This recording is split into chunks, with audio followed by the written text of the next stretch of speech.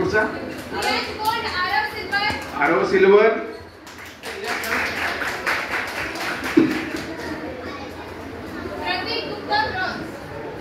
प्रतीक Gupta bronze,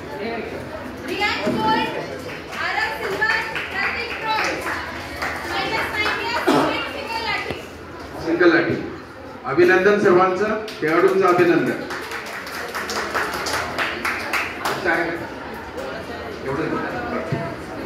धन्यवाद बाळांनो.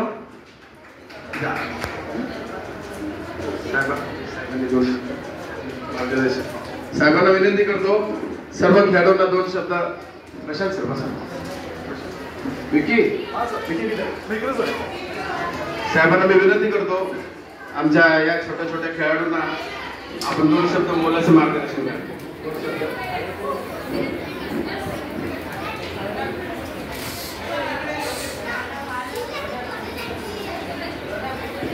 आजच्या या मर्दानी स्पोर्ट्स असोसिएशन मार्फत आयोजित मुंबई विभागीय मर्दानी स्पर्धा, या स्पर्धेसाठी उपस्थित असलेले संघटनेचे अध्यक्ष आहे ना प्रशांत मोहिते सर, माननीय श्री संतोष अंधारे सर, व्यासपीठावर सर्व मान्यवर आणि आपण विविध अन्य सर्व जिल्ह्यातून आलेले खेळाडू, त्यांचे शिक्षक, या ठिकाणी उपस्थित असणारे पंच, या सर्वांनी अतिशय चांगल्या प्रकारे या स्पर्धेचं आयोजन केलेलं आहे. खरं वास्तविक आमच्या सर्वांना माहिती आहे, मर्दानी खेळ हा शिवकालीन पारंपरिक खेळ असल्यामुळे हा काही ठराविक जिल्ह्यामध्येच खेळला जात होता, परंतु त्याची माहिती मात्र सर्वसामान्य माणसाला असणं गरजेचं आहे. आणि म्हणून या संघटनेच्या वतीनं संपूर्ण महाराष्ट्रातल्या प्रत्येक जिल्ह्यामध्ये हा खेळ निश्चितपणे नेलेला आहे. आणि म्हणून मुंबई विभागामध्ये या 4-5 जिल्ह्यातले खेळाडू, ज्या खेळाडूंना पारंपरिक खेळ माहिती नव्हते, त्यांना किमान या निमित्तानं माहिती होतं, पब्लिकला माहिती होतं. आणि सर्वात महत्त्वाचं म्हणजे या पारंपरिक खेळाचे जतन आपण चांगल्या प्रकारे करत आहात, कारण ही कला आता लोप पावत चाललेली आहे. आणि याच्याही पुढे जाऊन त्यांनी राष्ट्रीय संघटना तयार केलेली आहे आणि हा मर्दानी खेळ प्रत्येक राज्यामध्ये आता गेलेला आहे. जवळपास 26 राज्यामध्ये हा खेळ गेलेला आहे.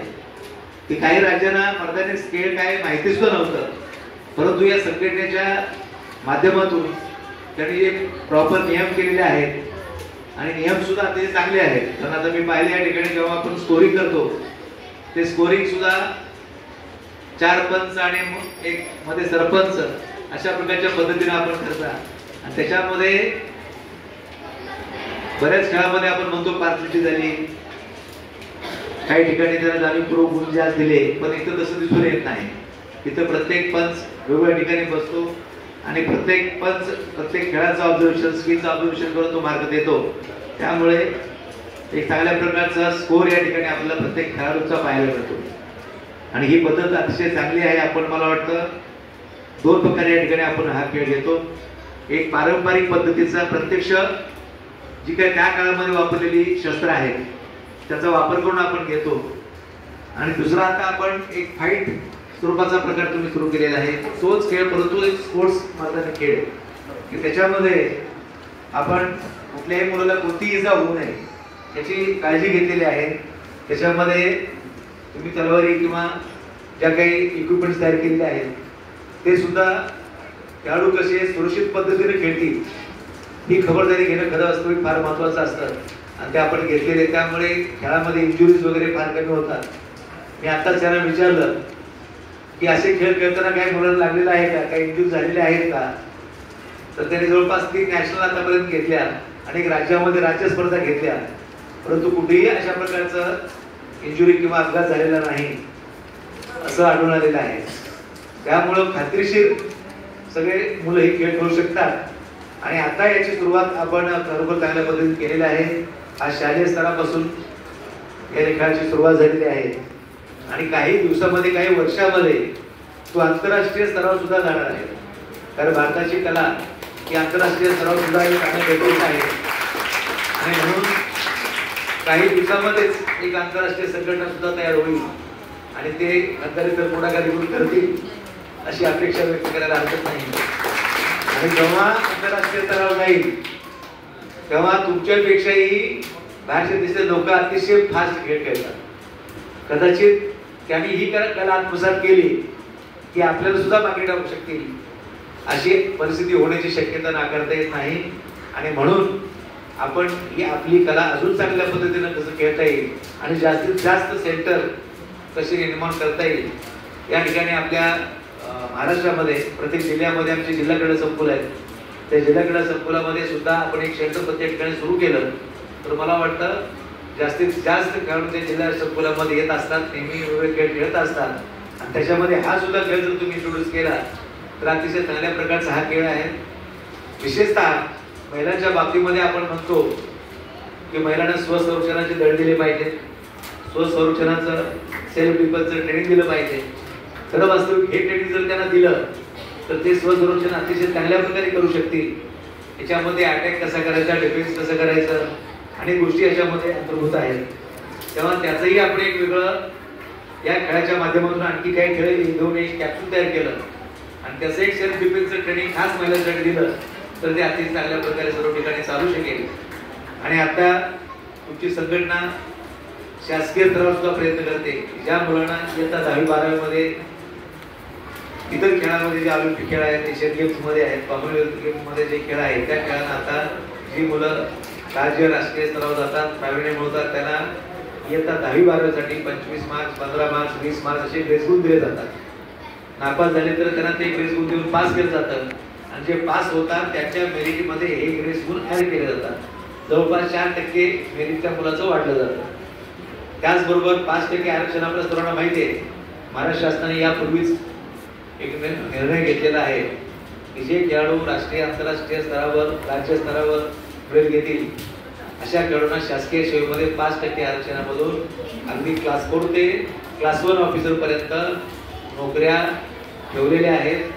तुम्ही जर महाराष्ट्र लोकसेवा आयोगाची जाहिरात बघितली तर त्या ठिकाणी नेहमी 5% आरक्षण सर्व पदांना लागू आहे. मग त्यामध्ये PSI असेल, मंत्रालय अधिकारी असेल, उप जिल्हाधिकारी असतील, सेल टॅक्स ऑफिसर असेल, पोलीस उपाधीक्षक असेल, पोलीस निरीक्षक असेल, अशा वेगवेगळ्या ठिकाणी प्रत्येक जाहिरातीमध्ये आपल्याला 5% खेळाडू आरक्षण पाहायला मिळतं. आणि जे खेळाडू आंतरराष्ट्रीय स्तरावर मेडल घेऊन येतात, एशियन गेम्स असतील, कॉमनवेल्थ असतील, ऑलिम्पिक असेल, अशा खेळामध्ये ज्याने मेडल आणलं त्याला डायरेक्ट विदाउट कुठलीही परीक्षा न देता क्लास 1 ऑफिसरचा, क्लास 1-2 ऑफिसरच्या पात्रतेनुसार त्यांना शासकीय सेवेमध्ये नोकरी सुद्धा दिली जाते. आता मागच्याच महिन्यामध्ये जवळपास 40 लोकांना क्लास 1 ऑफिसरची नोकरी सुद्धा दिलेली आहे. तालुका क्रीडाधिकारी, जिल्हा क्रीडाधिकारी स्तरावरची पदं सुद्धा देण्यात दिलेली आहे. आणि म्हणून हा लाभ या खेळाडूंना मिळण्यासाठी आपण सर्वजण या ठिकाणी शासन स्तरावर प्रयत्न करत आहात. काही दिवसांमध्ये त्याला कदाचित मान्यताही मिळू शकते. ती मान्यता मिळाल्यानंतर तुम्हाला हे शासकीय जे लाभ आहेत ते सुद्धा भविष्यामध्ये मिळू शकतात. आणि म्हणून आपण प्रयत्न करत आहातच. नोकरी मोदींच्याकडे मीटिंग वगैरे करून त्याचा लाभ जरी मिळाला तरी त्याचा फायदा होईल. आणि आपण अतिशय चांगल्या प्रकारे हे खेळ खेळत आहात आणि स्कोरिंग सुद्धा एक फार चांगल्या पद्धतीने आपण केलेलं आहे जेणेकरून कुणाचं आक्षेप राहणार नाही, कुणाचे ॲलिगेशन राहणार नाही.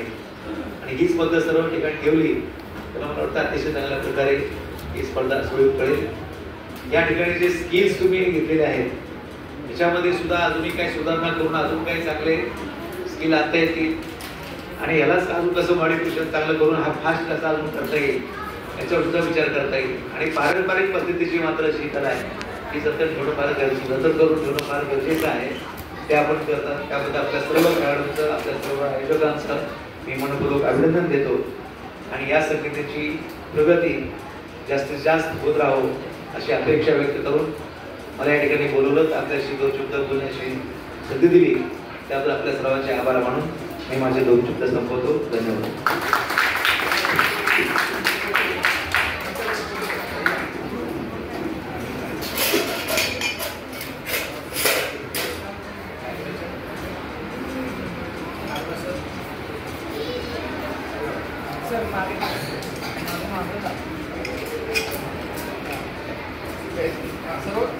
प्रतिनिधी आनंद सर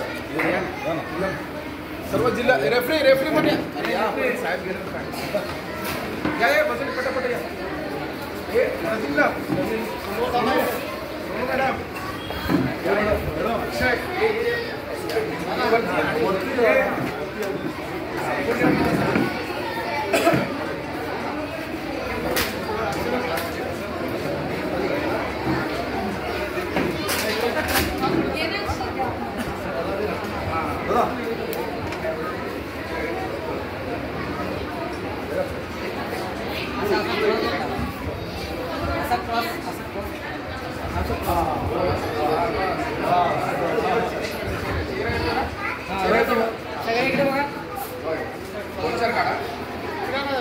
एक मिनिट